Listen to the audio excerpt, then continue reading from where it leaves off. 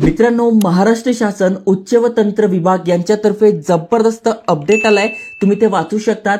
मुलींना शिक्षण शुल्क व परीक्षा शुल्काच्या 50% ऐवजी 100% लाभ मंजूर करण्याबाबत याचा अर्थ असा होतो की मुलींना आता 100% मोफत शिक्षण मिळणार आहे. महाराष्ट्र शासनाचा GR असणार आहे. तुम्ही ते वाचू शकतात. 8 जुलै 2024 रोजी अपडेट आलाय आणि सगळी माहिती तुम्हाला आजच्या व्हिडिओमध्ये समजून सांगतोय.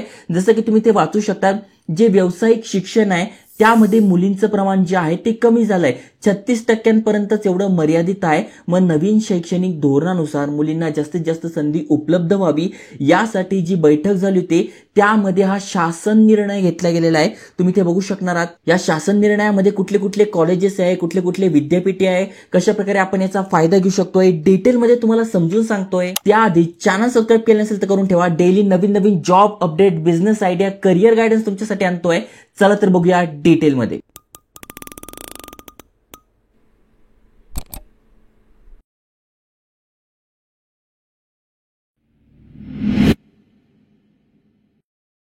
तर मित्रांनो, फक्त 4 पानी PDF आहे ज्यामध्ये सगळी माहिती दिली आहे आणि त्याही पेक्षा सोप्या भाषेत मी तुम्हाला समजून सांगणार आहे. जसं की तुम्ही ते वाचू शकतात. 8 जुलै 2024 रोजी मुलींसाठी मोफत शिक्षण योजना ही जाहीर करण्यात आली आहे, ज्यामध्ये मुलींना मोफत शिक्षण मिळणार आहे. पण कुठल्या प्रवर्गातील तर इथे बघू शकताय, आर्थिक दृष्ट्या जे दुर्बल घटकात येतात, म्हणजे जे EWS कॅटेगरीत येतात त्या विद्यार्थिनी किंवा सामाजिक व शैक्षणिक दृष्ट्या मागासवर्गीय SEBC म्हणजे मराठा समाज वगैरे झालं त्या विद्यार्थिनी किंवा इतर मागासवर्ग म्हणजे ज्या OBCतून येतात त्यांना पण या योजनेचा लाभ घेता येणार आहे. ओके, 8 जुलै रोजी हे महाराष्ट्र शासनाचा GR आलाय, ज्यामध्ये तुम्ही जे पण ट्युशन फी भरणार आहे त्यामध्ये 100% तुम्हाला फी जी आहे ती माफ होणार आहे. ओके, मग यामध्ये काय क्रायटेरिया आहे ते समजून घ्या.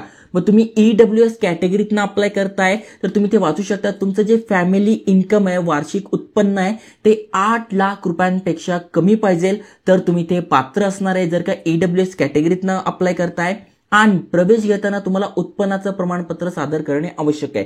त्यामुळे फक्त एकच डॉक्युमेंट, तुम्ही जर EWS मधून अप्लाय करताय तर तुमच्याकडे उत्पन्नाचं प्रमाणपत्र पाहिजे ज्यामध्ये तुमची वार्षिक इन्कम जी आहे ती 8 लाख रुपयांपेक्षा कमी पाहिजे. ओके, त्यानंतर सामाजिक व शैक्षणिक दृष्ट्या जे मागासवर्गीय आहे SEBC म्हणजे मराठा समाज वगैरे झालं तर त्यांच्यासाठी तुम्ही ते वाचू शकतात. मराठा आरक्षण अंतर्गत येणाऱ्या मुलींचा यामध्ये समावेश असणार आहे.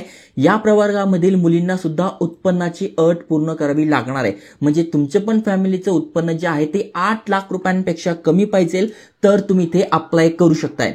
आणि जे OBC मधून आहात त्यांच्यासाठी पण इथे 8 लाख रुपये उत्पन्नाचं इथे क्रायटेरिया असणारच आहे.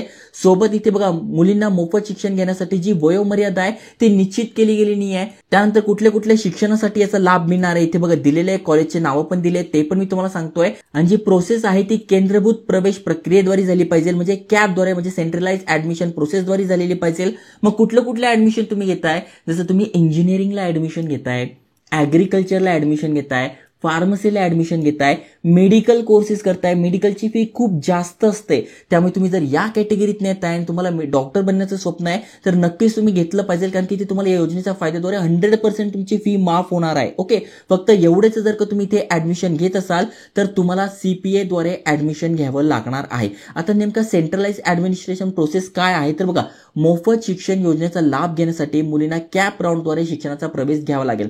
अनेक जण मॅनेजमेंट कोटावगैरे जातं तर त्यांना मिळणार नाही, CAPद्वारे जे जाणार आहे त्यांनाच मिळणार आहे. ओके, आता कुठल्या कॉलेजमध्ये तुम्ही अप्लाय करू शकताय तर बघा, राज्यातील शासकीय महाविद्यालय म्हणजे सरकारी कॉलेजेस झाले, त्याच्यानंतर शासकीय अनुदानित कॉलेज झाले, अशासकीय महाविद्यालय झाले, अंशतः अनुदानित किंवा कायम विना अनुदानित महाविद्यालय झाले, तंत्रनिकेतन झाले, सार्वजनिक विद्यापीठे झाले किंवा शासकीय अभिमत विद्यापीठे झाले, खाजगी विद्यापीठे झाले, या सगळ्यांमध्ये जर तुम्ही यापैकी कुठल्या याच्यात ऍडमिशन घेताय तर तुम्हाला 100% फी माफ होणार आहे, 100% मोफत शिक्षण असणार आहे. या GRची लिंक तुम्हाला डिस्क्रिप्शन मध्ये मिळून जाईल, त्यावरून तुम्ही इझिली वाचू शकताय. फक्त एवढंच आहे की तुमचं उत्पन्न 8 लाख रुपयांपेक्षा कमी पाहिजे आणि तुम्हाला CAPद्वारे ऍडमिशन घ्यायचं. या जर 2 पात्रता तुम्ही पूर्ण करता तर तुमचं पण शिक्षण इथे मोफत होणार आहे. त्यामुळे गुड न्यूज आहे, चांगली संधी आहे, नक्की फायदा घ्या. चॅनल सबस्क्राईब केलं असेल तर करून ठेवा आणि असेच अपडेट मित्रांसोबत शेअर करा. जय हिंद, जय महाराष्ट्र.